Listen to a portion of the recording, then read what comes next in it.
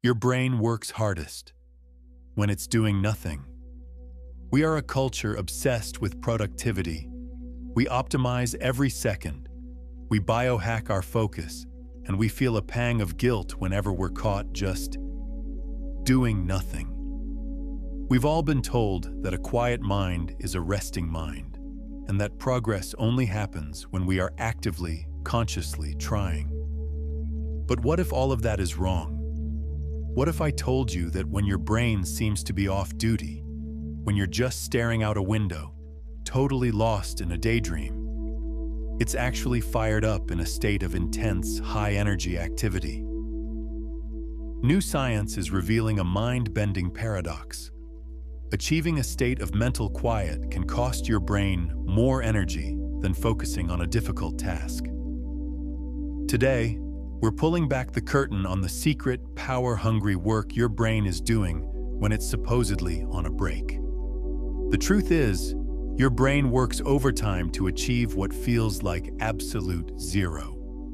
Section 1. The revelation: meet your autopilot. To get your head around this paradox, you first need to meet a secret operator in your mind, a system scientists call the default mode network, or DMN. The best way to think of it is as your brain's incredibly sophisticated and power-hungry autopilot. It's a vast network of brain regions that clicks on the very instant you stop focusing on a specific outside task. The moment you finish this sentence and your mind starts to drift, that's the DMN taking the controls. It's the narrator in your head. It's the part of you that's replaying a conversation from this morning, worrying about a meeting next week, or suddenly remembering something hilarious from your childhood. This isn't just random mental noise. It's a dedicated system that becomes more active when you rest than when you're focused on an external goal. For decades, scientists measuring brain activity would see this network light up during rest periods and just assume it was background static, meaningless noise to be filtered out. But one researcher, Dr. Marcus Rachel, noticed that this noise was actually a highly coordinated and consistent pattern. He realized this wasn't noise at all. It was the brain's default state. It's what the brain does when it's not doing anything else in particular. And here's the kicker. This default state is incredibly expensive. Your brain is only about 2% of your body weight, but it eats up a shocking 20% of your body's total energy. A huge slice of that energy budget is dedicated to running the DMN. This system isn't asleep at the wheel. It's a full-time, high-cost operation that's constantly working, even when you think you're completely zoned out. Section 2. The science of silence: how to engineer nothing. So why is doing nothing such hard work? The answer lies in what it takes for your brain to disconnect from the endless flood of information from the outside world and turn its focus inward. This isn't a passive shutdown. It's an active and demanding feat of neural engineering. Let's talk about alpha waves. Think of alpha waves as your brain's active gatekeepers. They are rhythmic electrical patterns that become strongest when you're awake but relaxed, like when your eyes are closed or your mind is wandering. Their main job is to inhibit your senses, actively filtering out irrelevant sights and sounds from the outside world so you can maintain a calm, internal focus. They are the guardians at the gate of your consciousness, deciding what gets in and what stays out. Here's the counterintuitive part. To give you the mental space for that shower idea or to solve a problem in the back of your mind, your brain doesn't just go quiet. It has to spend a ton of energy actively suppressing the outside world. Imagine a highly disciplined orchestra playing a single, sustained, perfectly synchronized note. That's your brain on alpha waves, ordered, synchronized, and actively blocking out distractions. Maintaining that perfect, unified note against the random chaos of the world requires immense coordination and energy. It's not a passive state.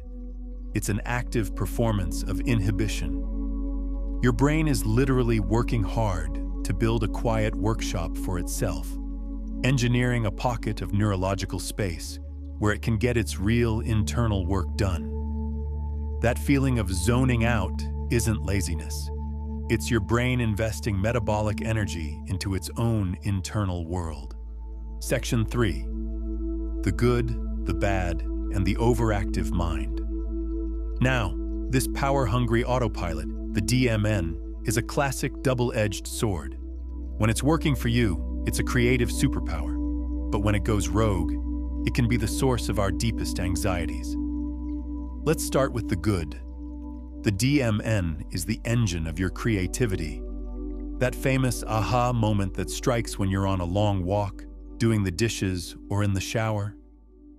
That's a gift from your DMN. During these periods of unfocused daydreaming, your brain connects disparate ideas, pulls from deep memories, and runs simulations of the future.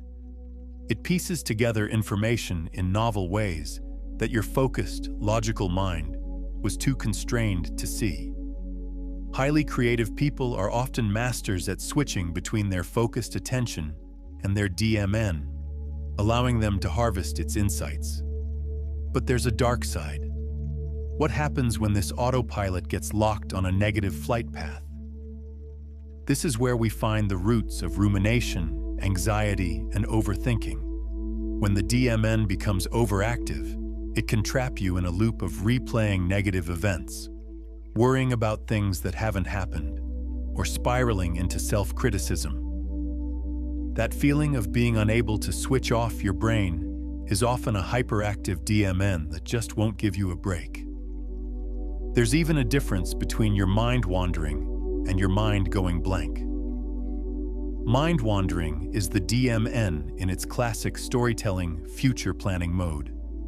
But neuroscientists have also identified a state called mind blanking, where activity in the DMN quiets down dramatically.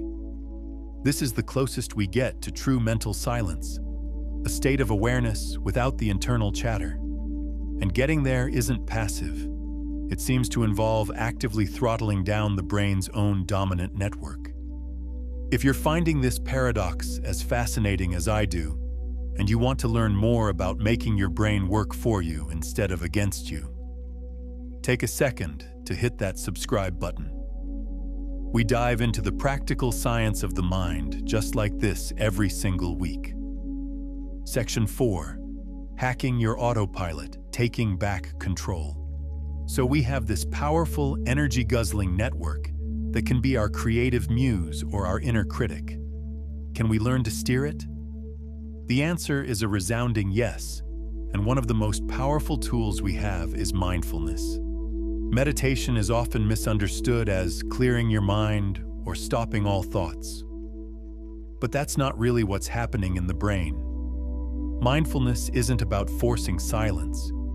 It's about training your attention. Specifically, it trains you to get better at managing your DMN. Think of your DMN as a powerful wild horse. Trying to stop it from running is exhausting and pretty much impossible.